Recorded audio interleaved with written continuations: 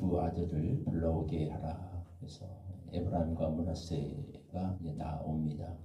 그들에게 야곱이 이제 축복을 하는 장면입니다. 야곱이 그 요셉의 두 아들을 축복하는 이 장면, 우리에게 참 많은 어떤 한 장면을 떠오르게 하죠. 바로 야곱의 아버지 그 이삭이 야곱과 에서와 야곱을 축복하려 할 때의 그 장면입니다. 비슷한 상황이었어요. 특히 성경 본문은 특별히 그걸 강조합니다. 어떻게 여기 보면 야곱이, 여기서 본문에서 이스라엘이라고 하는 게 야곱이죠. 이 이스라엘의 눈이 나이로 말미암아서 어두워서 보지 못하였다, 이렇게 이야기를 합니다. 이때 야곱의 아버지인 이삭도 이런 상황이었죠. 눈이 어두워서 보지 못했어요. 둘 다 나이가 많아서 노안이 심하게, 노안을 넘어서는 어떤 심한 어떤 눈에 이상이 생긴 거죠. 둘 다 정말 죽을 때가 되어서 거의 사람을 알아보지 못하는, 눈앞에 와도 얘가 누군지, 야곱도, 그러니까 이삭도 몰랐거든요. 이게 에서인지 야곱인지 볼 수가 없었습니다. 더듬어서 이렇게 만져야 알아보실 정도로 눈이 안 좋았습니다. 오늘 본문에 나오는 야곱도 누가 므낫세고 누가 에브라임인지 요셉이 친히 와서 이렇게 해줘야 될 정도로 둘 다 눈이 어두워서 보지 못했습니다. 그런데 전혀 다르죠. 이때 이삭은 눈이 육신의 눈만 어두웠을 뿐 아니라 사실은 영적인 눈까지도 같이 어두워져 있었습니다. 하나님의 뜻이 분명히 야곱을 통해서 이루어진다, 하나님이 야곱을 택하셨다라고 말씀하셨는데도 불구하고 이삭은 에서를 축복하려고 했죠. 하나님의 뜻이 명백하게 어디에 있는가를 알면서도 인간적으로 에서가 너무 마음에 들었던 거예요. 야곱보다는 에서를 정의했고 활동적이고, 모르겠어요 왜 그랬는지, 조용하게 엄마 곁에 붙어있는 야곱보다는 활동적인 에서가 더, 사냥도 잘하고 이런 에서가 더 마음에 들었는지, 에서가 만들어 요리도 보면 에서가 또 이렇게 잘했던 걸 우리가 볼 수 있죠. 사냥해서 고기도 잡아오고 그런 것이 마음에 들었는지, 어쨌든 하여튼 그런 그 에서를 좀 더 이렇게 청했던 것을 볼 수 있습니다. 그래서 하나님의 뜻을 거역하고 에서에게 축복을 하려다가 결국은 이제 리브가와 야곱이 같이 작당해서 플랜을 세우고, 그래서 그 집안에 정말 어려운 일이 이제 있게 되었죠. 오늘 본문에 나오는 야곱은 하나 달랐습니다. 아마 이것이 평생의 자기 그 어떤 체험과 교훈이 됐을 거예요. 자기 아버지가 영적인 눈이 어두워져서 하나님의 뜻보다 인간적인 고집과 어떤 인정, 이런 거에 이끌려서, 그 인정에 이끌려서 행동했을 때 그것 때문에 얼마나 온 가족에게 이런 어려움이 생겼는가를 교훈을 얻었겠죠.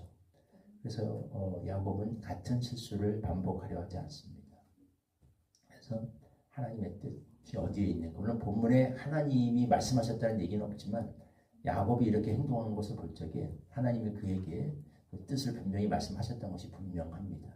그래서 요셉의 아들들 중에서 므낫세가 장남이지만 에브라임을 세우라.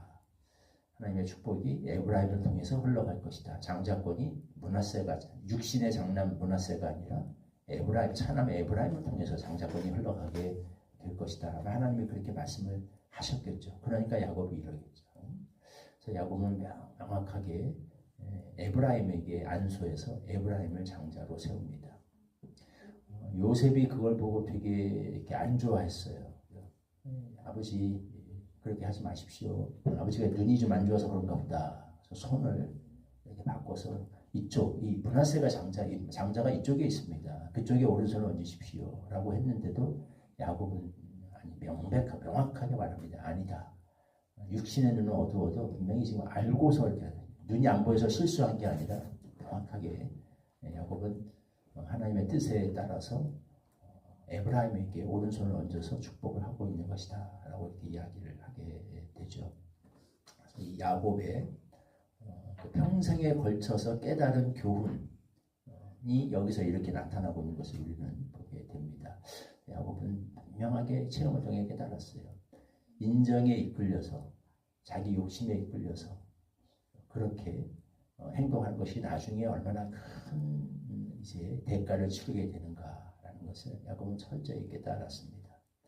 사람이 아무리 애를 써도 하나님의 뜻을 바꿀 수는 없다라는 것을 철저히 야곱은 깨달았습니다. 변화된 야곱의 모습이죠. 그래서 일부러 여기에 보면 본문에 보면 이름이 갑자기 처음에 야곱이라고 시작했다가 여기서 갑자기 이스라엘이라고 바뀌거든요. 그걸 강조하는 거죠. 하나님이 야곱의 일생의 체험을 통해서 야곱의 이름을 바꿔주셨습니다. 야곱에서 이스라엘. 야곱은 뒤꿈치로 잡는 자, 빼앗는 자, 거죠. 인간적인 수단과 방법으로 인간적인 어떤 그런 계획에 따라서 행동하는 자인데, 남의 것을 빼앗아 오는 자인데, 자기 욕심대로, 뜻대로, 의지대로. 이스라엘은 하나님과 영적인 어떤 그 씨름을 통해서 하나님의 뜻에 따라 살아가게 되는 자, 변화되는 것을 상징하죠. 그래서 이 장면에 갑자기 야곱에서 이름을 이스라엘로 딱 바꿔서 이스라엘이 어떻게 축복했는가라고 이렇게 기록을 하고 있습니다. 이런 변화를 이야기를 하고 있는 거죠. 쉽지 않았을 거예요. 왜 야곱도 이렇게 지금 뭐냐면 어떻게 보면 야곱은 요셉에게 더부살이하는 입장이잖아요. 아들 요셉이 정말 자기 죽어가지고 온 가족을 살렸고, 요셉이 지금 이렇게 집도 마련해 줬고, 요셉이 또 인간적으로 애굽의 총리입니다. 그런 요셉의 눈치를 안 볼 수가 없죠. 아버지 야곱도 모든 게 지금 집안의 구세주인데 요셉은. 그런 요셉이 연합해서 그렇게 하지 마시라고, 이쪽 장남 문하세가 있는데 아버지 왜 그렇게 하십니까? 라고 얘기할 때 그거 거부하기 쉽지 않았을 거예요. 모든 면에서 요셉의 눈치를 볼 수밖에 없는 상황입니다. 그런데 야곱은 그렇게 하지 않아요. 그런 요셉 앞에서도 아니다. 에브라임을 세워야 된다. 하나님의 뜻이 에브라임에게 있기 때문에 인정에 이끌려서 눈치 보고 이런 것처럼 그렇게 하지 않고 명확하게 마지막 죽는 순간에 이제 아들 요셉의 부탁도 들어주고 좀 편하게 죽고 싶지 않겠어요? 사람의 마음이 그러지 않겠습니까? 근데 그 마지막 가는 순간에 아들 요셉하고 굳이 이 중요한 순간에 불편한 상황을 만들면서까지도 야곱은 이렇게 하려고 해요. 왜? 하나님의 뜻과 하나님의 주권대로 행하는 것이 얼마나 중요한가라는 것을 일생을 통해서 배우고 깨닫고 체험했기 때문에 그렇습니다. 이게 신자의 삶이죠. 우리는 모두 다 영적인 이스라엘의 후예들입니다. 우리는 야곱이 아니라 이스라엘의 후예들이고, 이스라엘의 삶을 사는 모든 신자는 이스라엘이죠. 하나님과 씨름하여 하나님 앞에서 살아남은 자, 풀어보고 하나님의 뜻대로 행하는 자입니다. 우리의 모든 삶 속에 결국 하나님의 주권대로 하나님의 뜻이 이루어지게 될 것이고, 우리는 그것을 믿는 사람, 인간적인 수단과 방법과 꾀와 술수, 하나님의 뜻과 주권을 우리는 더 믿고 신뢰하고 순종하여 살아가는 자들인 거죠. 아무리 이것이 인간적으로 불편한 상황, 인간적으로 어려운 상황을 만들더라도 내가 하기 싫은 일을 해야 되는, 그런 하고 싶지 않은 말을 해야 되는, 피하고 싶은 갈등을 초래하는 그런 상황일지라도 하나님의 뜻이 거기에 있다면 우리는 그것을 붙잡고 순종해서 그 일을 행해야 되는, 이것이 우리 신자들의 삶입니다. 인정에 이끌려서 하나님의 뜻을 알면서도 어긋나게 행동하려다가 값비싼 대가를 치르게 되는 어리석은 자들이 되지 않고, 오늘 본문에 나오는 이스라엘처럼 하나님의 뜻에 순종하여 하나님의 뜻이 어디에 있는가를 붙잡고 쫓아갈 줄 아는 그런 지혜로운 신자들이 되기를 소망합니다. 우리에게 그런 은혜를 허락해 주시기를 바랍니다.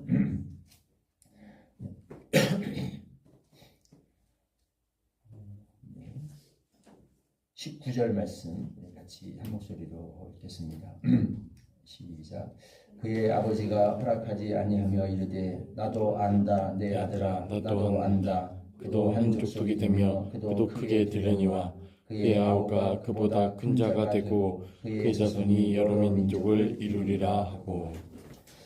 하나님 아들 요셉의 반대를 무릅쓰고 그와 불편한 갈등을 초래하면서도 물러서지 아니하고 천함을 축복하려 했던 이스라엘을 통해서 그의 변화된 모습을 봅니다. 결국 하나님의 뜻대로 하나님의 주권대로 하나님의 역사가 이루어지는 것이며 우리는 그 모든 인간적인 그 어떤 생각과 감정과 욕심보다도 이 하나님의 뜻을 앞세우며 살아가는 자들이어야 함을 본문을 통해 배우게 됩니다. 이것이 야곱이 이스라엘로 변화된 결과였고 열매였습니다.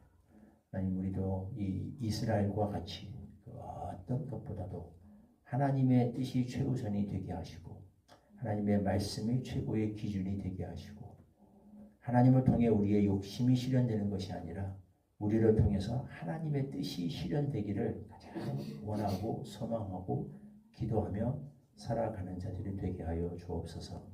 예수님의 이름으로 기도하옵나이다. 아멘.